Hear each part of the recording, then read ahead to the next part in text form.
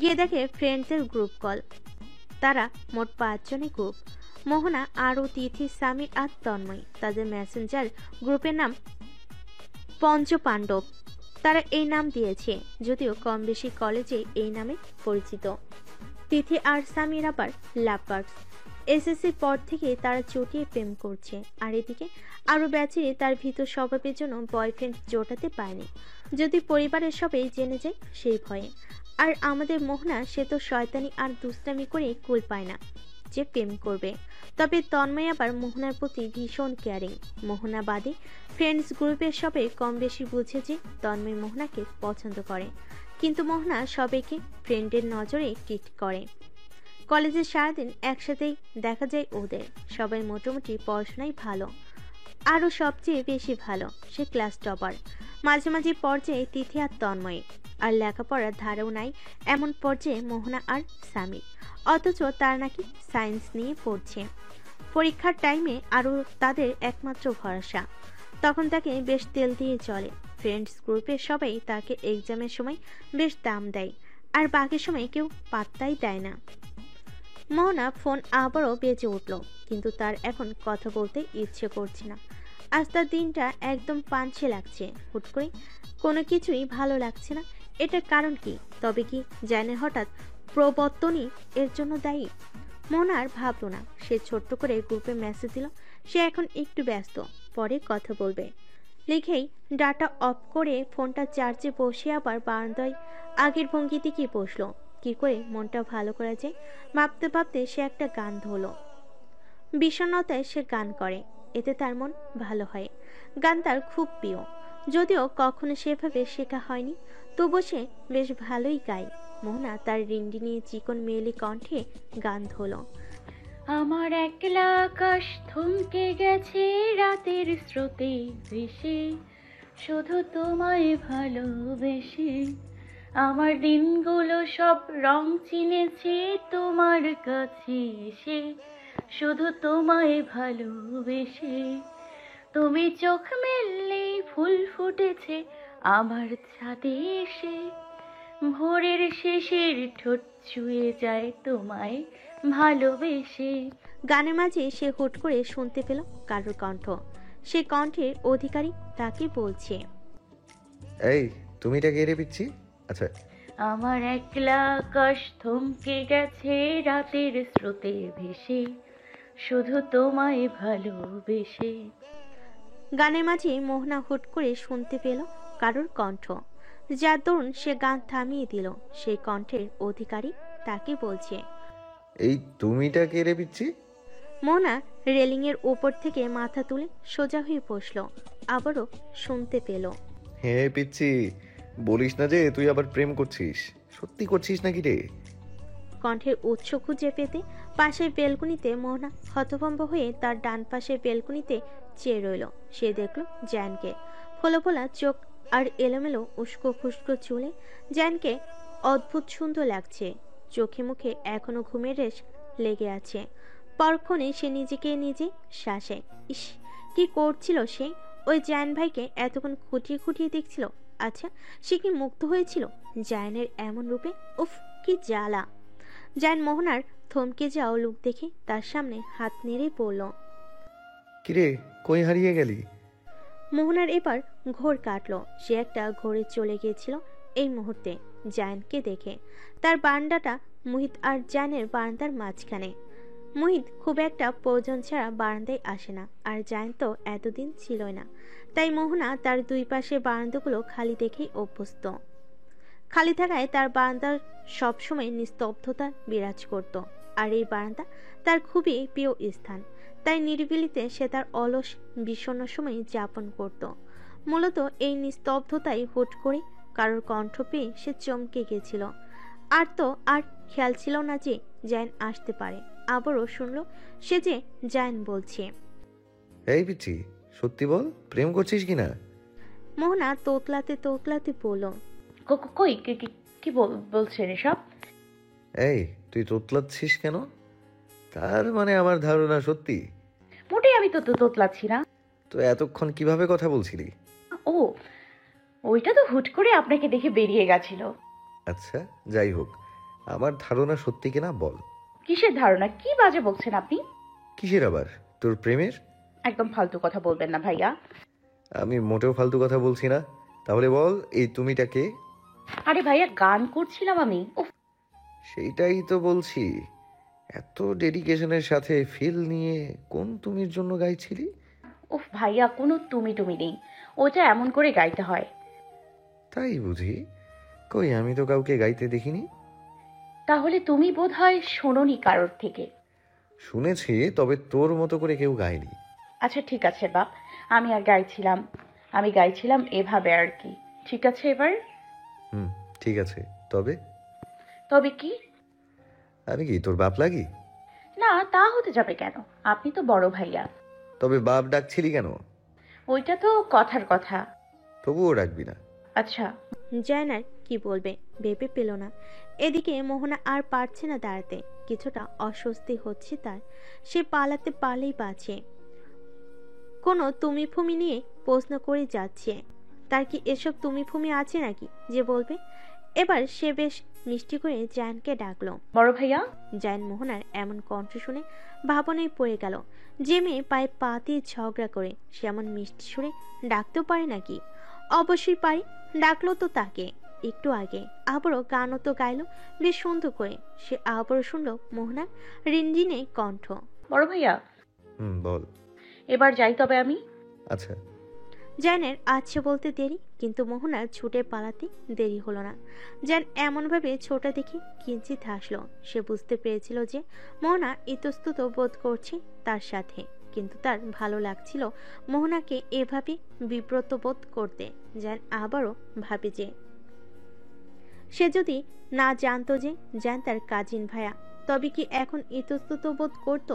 তখনকার ঝগড়ার জন্য মোটেও করতো না, বরং আরো ঝগড়া করতো।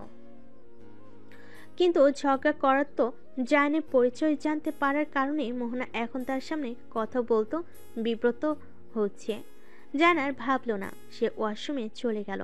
তার ফ্রেশ হওয়া বাকি। জায়ান ঘুমিয়েছিল। হুট করে ঘুম ভেঙে যাওয়ার পর সে বারান্দায় গিয়েছিল টাওয়াল আনতে।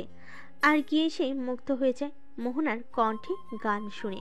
মেয়েটা এত ভালো গান গাইতে পারে সে জানতো না।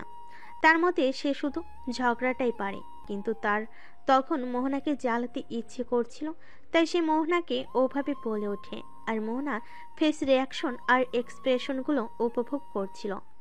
সন্ধ্যায় জান ফ্রেশ হয়ে নিচে নামার পর দেখে ফিয়া কাউচে বসে এবং নেহা ও মোহনা হাঁটু বুকে নিয়ে মেঝেতে বসে টিভি দেখছে।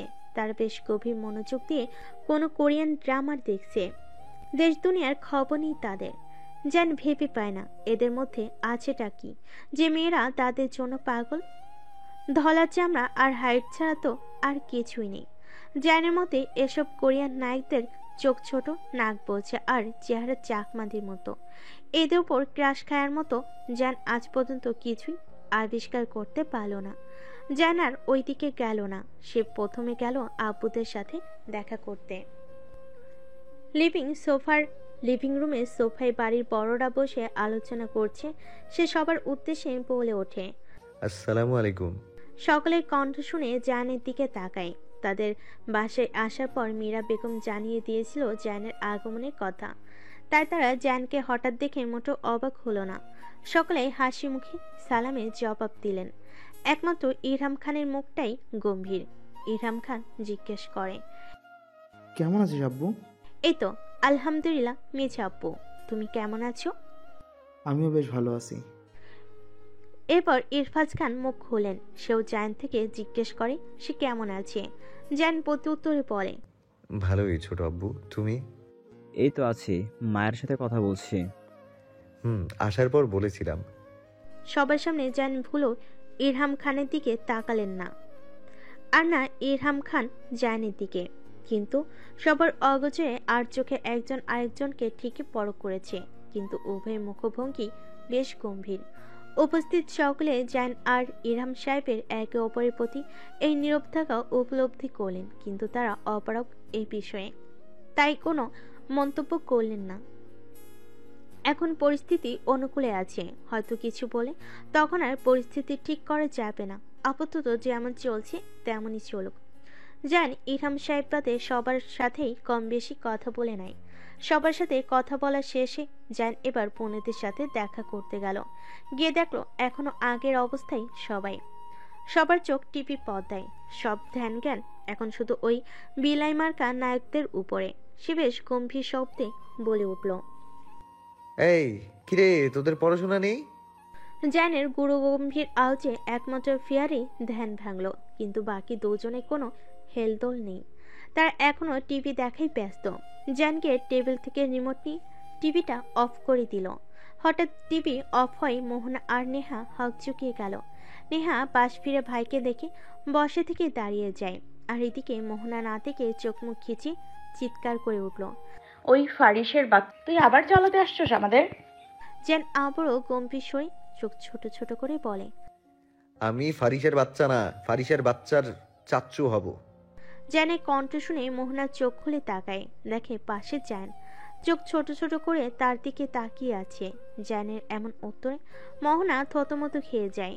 জান এভাবে ফাজলামি করতে জানে এটা মোহনার জানা ছিল না। মোহনা ভেবেছিল ফারিস টিভি অফ করেছে, কারণ সে প্রায় এমন করে, কিন্তু কি জানতো যে এটা জায়ন হবে? জানলে সে এভাবে চোখ মুখ খিচিয়ে কখনোই চিল্লিয়ে উঠত না।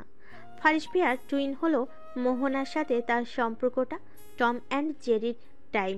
ভাই বোন হলো ফ্রেন্ডের মতোই দুজন, স্বাধীন এটা ওটা নিয়ে দুজন তর্কে মেতে থাকে, আবার একে অপরে বেশ যত্ন নেয়, নিজে মেরে নিজে আবার কেয়ার করে। নেহা আর ফিয়া ভার্সিটির পর কোচিং করে, যার দরুন তাদের বাসায় আসতে আসতে সময় 3টার ঘর পেরিয়ে যায়। তাই আসার পর জায়ান তাদের সাথে দেখা করতে পারেনি। আর এদিকে নেহা ফিয়া ফেরার পর মীরা বেগমরা জানিয়েছিল যে জায়ান এসেছে, কিন্তু ততক্ষণে জায়ান ঘুমিয়ে পড়েছিল, তাই আর তারা দেখা করতে পারেনি। তখন নেহার চোখে ছিল ভাইকে এতদিন পর দেখতে পাওয়ার আকুলতা, আর ফিয়ার চোখে ছিল জায়ান দেখতে কেমন তা দেখতে পাওয়ার কৌতূহল। নেহা গিয়ে ভাইকে জড়িয়ে ধরল, আর ফিয়া অবাক নেত্রে জায়ানের দিকে তাকিয়ে রইল। সে বোধহয় এতটা সুদর্শন কাউকে বড় ভাইয়া হিসেবে আশা করেনি। যেখানে মেয়েরা উঠতে বসতে ক্রাশ খায়, সেখানে তার ক্রাশ লিস্ট ফাঁকা, কারণ সে গল্প উপন্যাস প্রেমী। আর এই ধরনের মানুষেরা গল্প উপন্যাসের চরিত্রের প্রেমে পড়ে, আর বাস্তবেও তেমন ছেলে খোঁজে। কিন্তু জীবন তো আর গল্প নয় যে তেমন ছেলে পাবে, তাই খুব কম মানুষই তাদের আকর্ষিত করতে পারে। ফিয়ারও ওই অবস্থা, সেও আজ পর্যন্ত গল্প উপন্যাসের চরিত্রে নাই এমন কাউকে পায়নি যে নিজের পছন্দের কাতারে ফেলবে। কিন্তু জায়ানকে প্রথম দেখে তার ভালো লেগে গেছে, হয়তো ছোট্ট করে একটা ক্রাশও খেয়ে ফেলেছে। জায়ান নেহাকে ছেড়ে দাঁড়ায়, তারপর বলে, বাসায় আসার পর থেকে দেখি সবাই আমার উপর ঝাঁপিয়ে পড়ে কাঁদা শুরু করে, ব্যাপারটা কি রে? নেহা জায়ানের কথার পরিপ্রেক্ষিতে উত্তর দেয়, ওইটা বুঝলে তুই আগেই ফিরে আসতি। বাবা, তুইও দেখি আম্মু দাদির মার্কা কথা শিখেছিস। তো কিছু না। নেহা তারপর ফিয়া আর মোহনাকে দেখিয়ে বলে, এদের জিনিস, এটা ফিহু, মেঝো আব্বুর মেয়ে, আর এটা আমাদের মোহনা, ও হলো। নেহা বলতে না দিয়ে জায়ান বলে উঠল, ছোট আব্বুর মেয়ে। নেহা অবাক হয়ে গেল, সে গালে হাত দিয়ে বলে উঠল, ওমা ভাই, তুই ওকে চিনিস? হুম। কিন্তু কিভাবে? ওকে তো কোন 7 বছর আগে দেখেছিলি। বাসায় আসার পর ওর সাথে দেখা হয়েছে, তখন পরিচয় হয়েছে।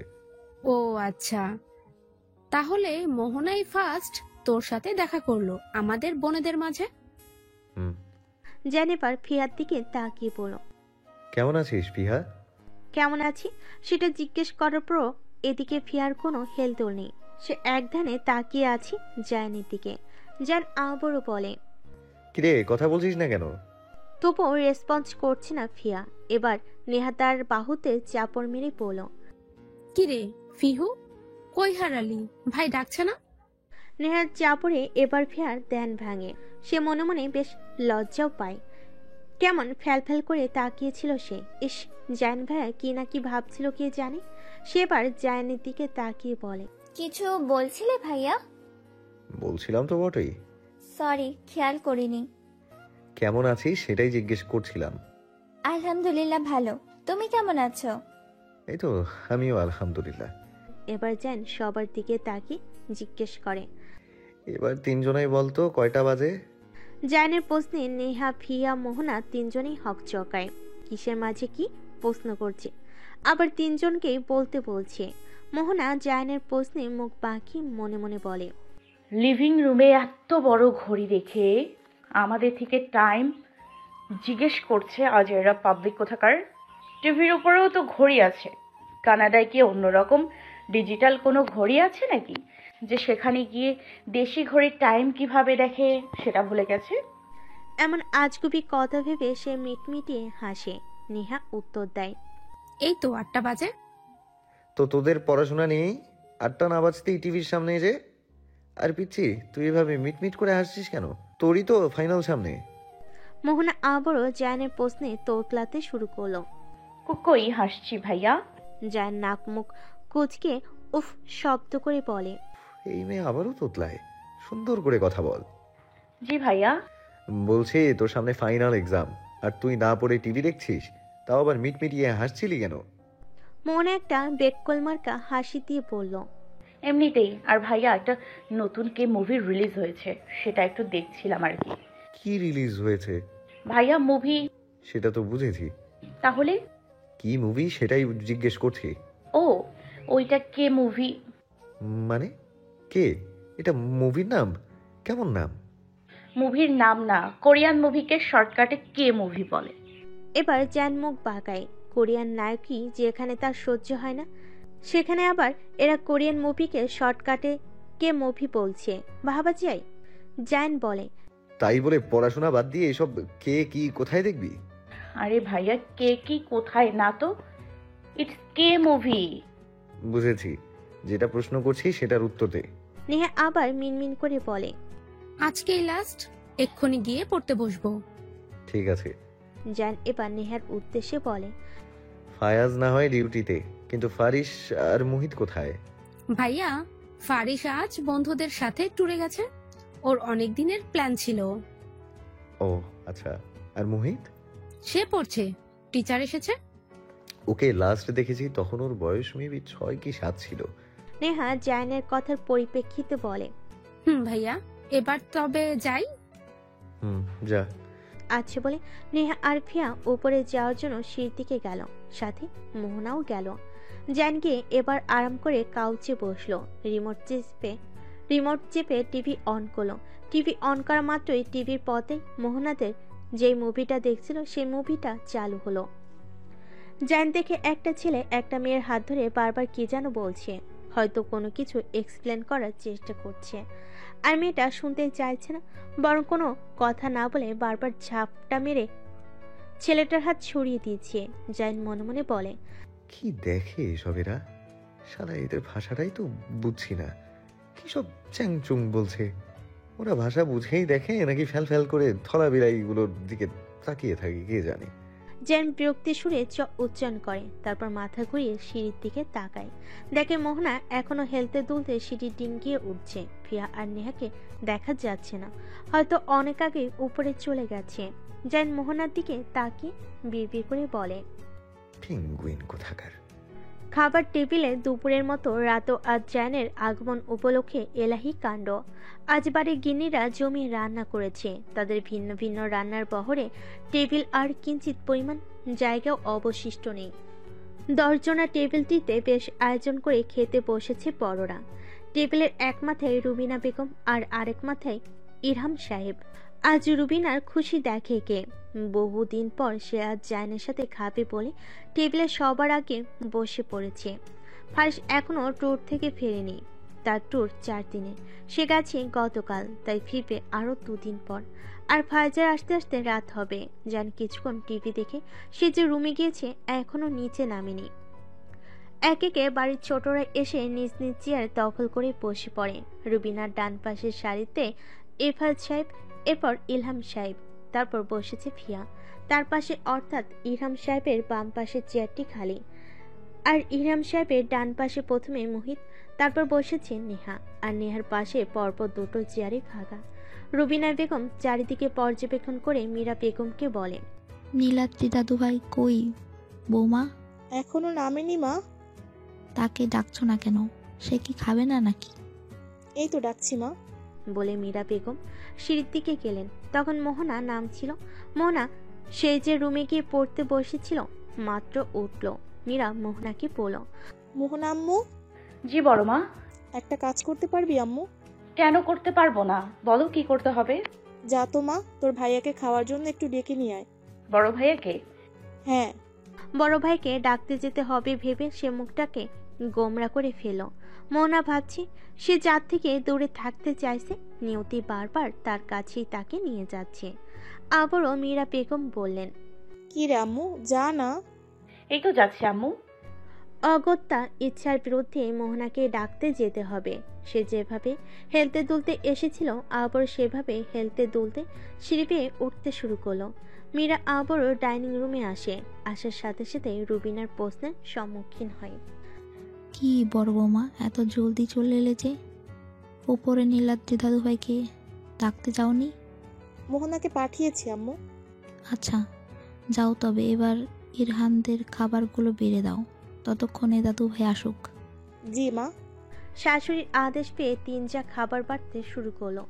মোহনা কিছুক্ষণ হলো জায়নের রুমের সামনে এসে দাঁড়িয়েছে, কিন্তু সে ডাকার খুব একটা সাহস পাচ্ছে না। পরিচয় পাওয়ার আগে তো খুব ঝগড়া করেছিল, কিন্তু এখন কেন জানি তার ভয় করছে তার সাথে কথা বলতে।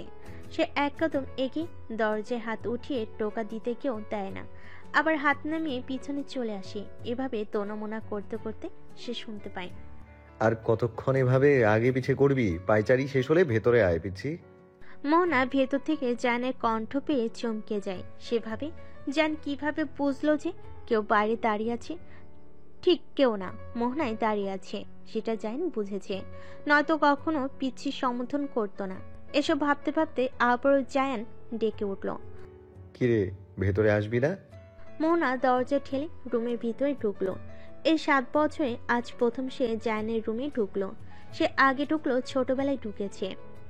মোহনা রুমে প্রবেশ করে আগে রুমটা দেখা শুরু করলো। সে দেখলো সাদা আর ধূসর কম্বিনেশনের পুরো রুমটা। বিছানার চাদর থেকে শুরু করে দেওয়ালের রং সবেতে সাদা আর ধূসরের ছড়াছড়ি, এমনকি পাপোশটাও সেম। রুমের মাঝখানে বড় একটা কিং সাইড বেড, তার দুপাশে দুটা বেড সাইড টেবিল। রুমের আরেক পাশে একটা বই রাখার তাক, সেখানে অনেকগুলো বই পরপর সাজানো, যেন ছোটখাটো একটা লাইব্রেরি। তার পাশে একটা ছোট্ট সোফা, আর সোফার সামনে একটা ছোট্ট টেবিলও আছে। অন্যদিকে ওয়াশরুমের দরজার এক পাশে বড় কাভার্ড আর অন্য পাশে কিছুটা জায়গা খালি। তারপরে একটা ড্রেসিং টেবিল, দেওয়ালে ছোট বড় জায়নের অসংখ্য ছবি ও পেন্টিং। সবচেয়ে বড় ছবিটা বেডের উপরের দেওয়ালে। ছবিটা জায়নেরই। সেখানে জায়ন হোয়াইট টি শার্টের উপর একটা কালো জ্যাকেট পরেছে, সাথে কালো জিন্স আর সাদা স্নিকার্স, চোখে সানগ্লাস। সে কোনো রেলিংয়ের উপর ভর দিয়ে এক হাঁটু ভাঁজ করে বাম হাত দিয়ে চশমার এক সাইড ধরে তার ডান দিকে তাকিয়ে আছে। মুখের উপর এক ফালি রোদ এসে পড়েছে, ঠোঁটের কোণে দারুণ এক হাসি। পেছনে সবুজ বনাঞ্চল, দেখে মনে হচ্ছে পাহাড়ের উপর কোনো বীর্যে তোলা ছবি। ছবিটাই সবচেয়ে বেশি আকর্ষণ করছে জায়নের ওই এক টুকরো হাসিটা। মোহনা এক ধ্যানে ছবিটার দিকে তাকিয়ে আছে। এতক্ষণ মোহনা রুমের সবকিছু পর্যবেক্ষণ করছিল, আর জায়ান পর্যবেক্ষণ করছিল মোহনাকে। এবার জায়ান বলে উঠল, ছবির আমিটা দেখা হলে এবার আসল আমিটার দিকে তাকা, আর কেন এসেছিস বলে ফেল। ছবিটা দেখাই মোহনা এতটাই বিভোর ছিল যে সে জায়ানকে ডাকতে এসেছিল সেটাই ভুলে গেছিল। সে কিছুটা লজ্জা পেল, এটা ভেবে যে জায়ান দেখেছে মোহনা জায়ানের ছবিটার দিকে তাকিয়েছিল। মোহনা এবার তার ডান পাশে তাকালো, দেখতে পেল জায়ান কাউচে বসে আছে, ল্যাপটপ কোলে নিয়ে তারই দিকে তাকিয়ে আছে। মোহনা মিনমিন করে বলল, আপনাকে খাওয়ার জন্য ডাকতে এসেছিলাম, নিচে বড় মা ডাকছে। আচ্ছা যা তুই, আমি আসছি একটু পর। বলে ল্যাপটপটা সামনে টেবিলে রেখে উঠে দাঁড়ালো জায়ান।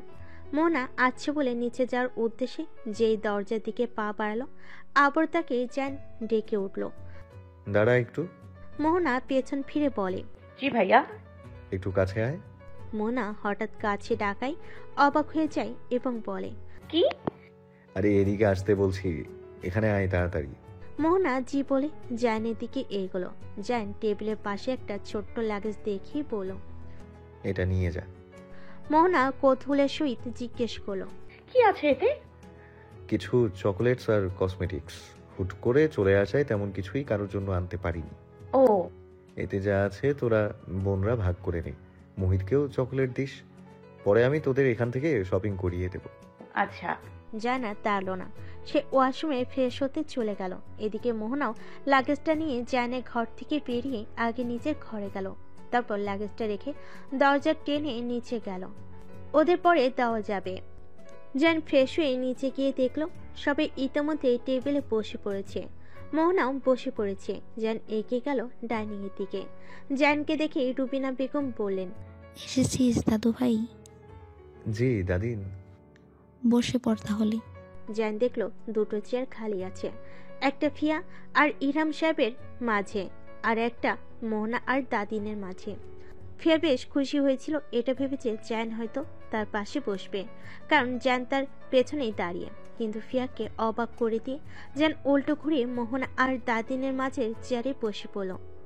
জানে তার পাশে বসে মোহনাও হক চুকিয়ে গেল। সে ভেবেছিল হয়তো কাছেরটাতেই বসবে, কিন্তু জান ওখানে না বসে তার পাশে এসে বসল। জাইনের শরীর থেকে মিন্ট ফ্লেভার পারফিউমের কড়া ঘ্রাণ আসছে, কেমন ঘোর ঘোর লাগছে। মোহনা গুটিয়ে গেল। এই ফ্লেভারটা মেন্স পারফিউমের মধ্যে মোহনার সবচেয়ে প্রিয়। যদি মেয়েদের জন্য এই ধরনের কোনো ফ্লেভার থাকতো তো সে আগে কিনতো, কিন্তু দুর্ভাগ্যবশত নেই। জান বসার পর সকলে খাওয়া শুরু করলো এবং এটা ওটা নিয়ে কথা বলতে শুরু করলো। মীরা, নাফিসা আর রূপা বেগম সবাইকে এটা ওটা পাতে তুলে দিচ্ছে।